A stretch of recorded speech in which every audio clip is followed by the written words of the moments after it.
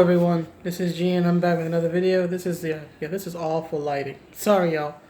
It's like 11 o'clock, it's like 11 p.m. here in New York, and I just wanted to do this video and just get it off my chest because it's another real world stuff, but again, given that it potentially impacts the safety of the city, which impacts my safety, I felt a need to at least express my thoughts on it, if nothing else, right?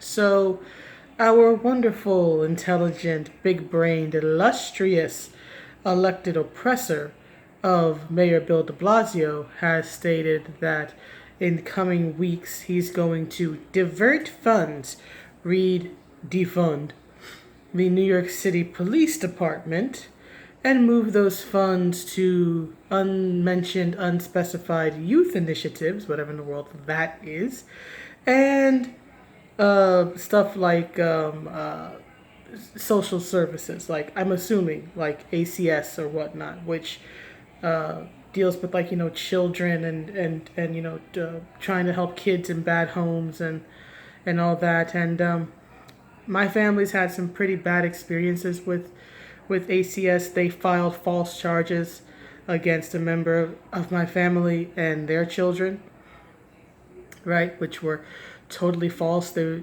person was accused of abuse when there was no abuse. The abuse was in the school system because the children were bullied. And so the kids didn't go to school much because they were bullied.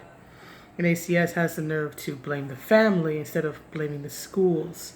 It eventually went to court and all that, but still, he wants to divert funds to that organization or similar organizations like it, where kids have died because ACS caseworkers either were inattentive or were overworked and underpaid and didn't see the writing on the wall, right? ACS, Child Protective Services, services like that are mired in their own dirty laundry, right? They have plenty of young children's skeletons in their own closets, but he wants to divert funds from the police to them. Here's the thing.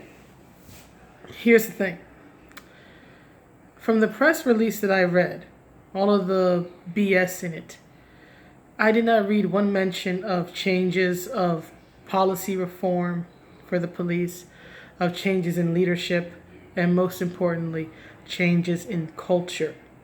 Okay? This is largely an abuse of power issue. I'm not saying it's completely devoid of race, in particular, black race. I'm not saying that. But it goes beyond that. Because police who abuse their power, right? The power given to them by the state, the power given to them by carrying a deadly weapon on their person, right? Abuse of that power hurts lives, right? Abuse of that power becomes, in my opinion, oppression and basically domestic terrorism. The police force ideally is supposed to exist to protect the people, to protect the most vulnerable, not to abuse them, right? And use the badge, right, or the shield of working for the city or the state as a means to excuse their bad actions. And you already know it's a culture issue because of those 57 cops who resigned. Some are saying they just resigned from working the protest. Others are saying that they resigned from the force. It doesn't matter. They resigned in solidarity in support of two officers who knocked an old man to the floor and left him lying there as he's bleeding out the back of his head and the dude is unconscious. Right? That's a culture problem. When people quit in support of an obviously bad act that they would arrest anybody else for, that's a culture problem. There is your blue wall of silence. When people quit to support the abuser and not the victim. This is a culture problem when it comes to policing in New York and across the country. And guess what? You don't address a culture problem, be it in a business, be it in the police force, be it in a sports team, be it in your own family. You don't address a culture problem by defunding the family, organization, team, whatever it is. That doesn't help a culture problem. It doesn't address it. You know what addresses a culture problem? Getting in new leadership, kicking out the bad actors as much as you're able, right? Addressing the fundamental fractures and issues, right? Establishing new codes of conduct, standards of behavior, and enforcing that consistently for years on end, so that people in the organization and out get the picture. You don't defund. I'm not saying that they necessarily have to put more money to the police, but you certainly don't defund. Think about what happens. Think about the anxiety that happens in a family, right? And the police often see themselves as family because so many of them spend time with their fellow co-workers more than their own families at home, right? So think about what happens when you're defunded somehow, right? Because of circumstances, maybe you are responsible, maybe you aren't, whatever the reasons are, you are defunded, right? You lose your job or you work less hours, right? What happens? That creates stress in your home. It creates uncertainty in your home. It does not produce a positive environment for anything to grow in. It creates a very stressful, negative environment, which makes people angsty and on edge. The police force is no different. All this is going to do is take the police, who are already incredibly frightened, scared, coming up and trained in a bully culture, in my opinion. This is not to say every single police officer is a bully. I want to be clear, I'm not saying that. There are plenty of cops who aren't bullies. But I'm saying that the culture that the police are coming up in, I think it's becoming obvious more and more. And perhaps as a society, we were decades late in noticing it, but there is a pervasive bully culture. This overly aggressive, shoot first, ask questions later culture with American policing, right? But you don't address that by causing more stress. You already have these people wigged out, wired up, like, jumping out of their skins already because they're dealing with things like rioters and protesters. So that's already high stress, right? They're already prone to abusing their power because of these things, right? Being overly aggressive in trying to restore order. So they try to establish dominance instead of trying to de-escalate a situation, right? It's like approaching a scared animal, right? Trying to assert your strength and dominance over it just scares the animal even more. It makes the situation worse. You have to de-escalate the situation, and you do that by not coming across as threatening. But obviously the police do not know this, or they are not actively taught this. Otherwise, these instances, be they during protests or be they during individual stops and detainments, right, would not be happening as much as they do. As I said previously, I understand that media plays a part and that it's nowhere near as common as media would make you think it is, but it's also not so uncommon as to not be an issue. It is certainly an issue. And you don't address that issue by taking people's money away. And on top of all that, right, here's the thing. Police use things like, they use electronics, right? They use weaponry. They use stuff that has to be updated fairly regularly.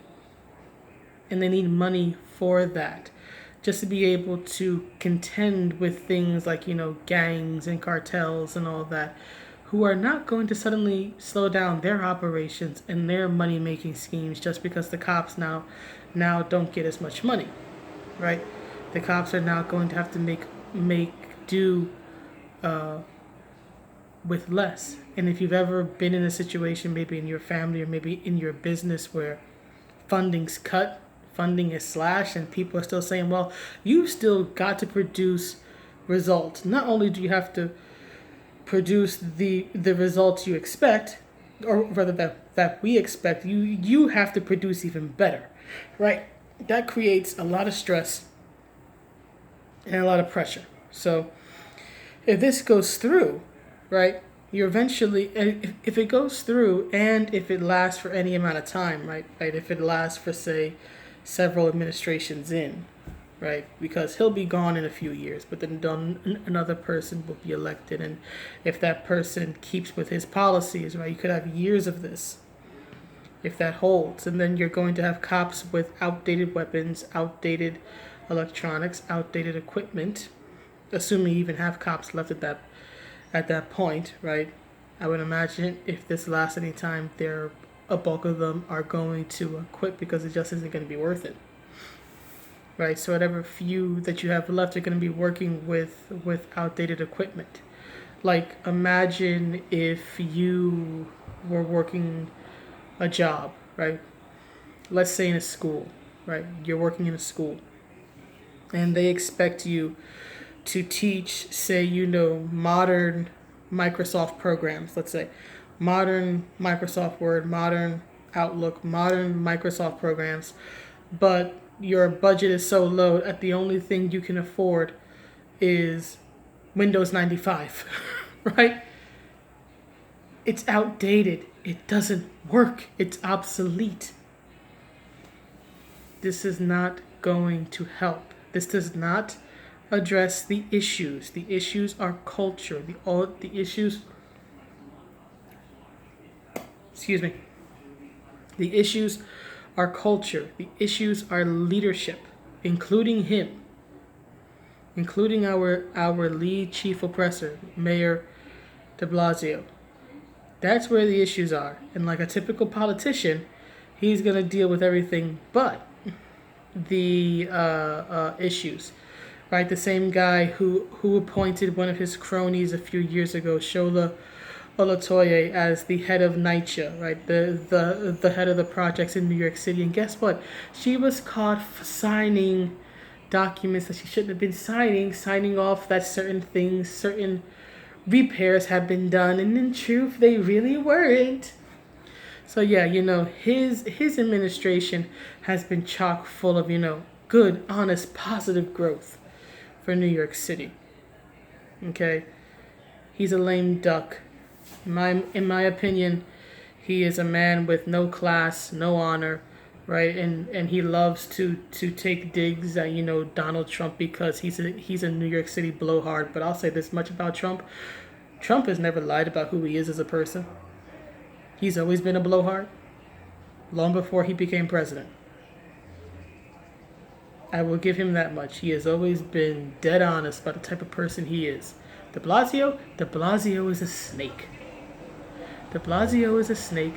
He's a lame duck. He's done nothing for this city. He's done nothing for the poor communities that voted for him because they erroneously believe that because he's married to a black woman, he'll understand the black plight. He doesn't understand crap. Not because he's white, but because he's a politician. And he doesn't care about people. But anyway, those are my thoughts. Those are my opinions. If he got a problem with me, he can come find me. It ain't hard to find me. He got something to say, he can come say it to my face. But anyway, that's the video. Those are my opinions. I will see you all around. Take care, everybody. Bye.